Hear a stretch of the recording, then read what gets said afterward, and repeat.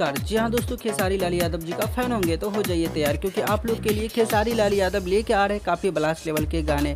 तो जी हाँ दोस्तों, आप लोग को बताना चाहूँगा खेसारी लाल यादव और अक्षरा सिंह का काफ़ी ब्लास्ट लेवल का गाना आप लोग के बीच में काफ़ी जल्दी रिलीज़ होने वाला है। तो गैस बता दूँ, पिछले साल भी खेसारी लाल यादव जी का एक गाना रिलीज हुआ था जो कि काफ़ी हाई डिमांडेड सॉन्ग था, जिस गाने का नाम था पिठैया। जी हाँ दोस्तों, अब फिर से एक बार लेके आ रहे हैं खेसारी लाल यादव और अक्षरा सिंह एक नए धमाके के साथ। या दोस्तों, सुनने में आ रहा है गाना का टाइटल शायद ऐसा ही हो सकता है, पापा की परी।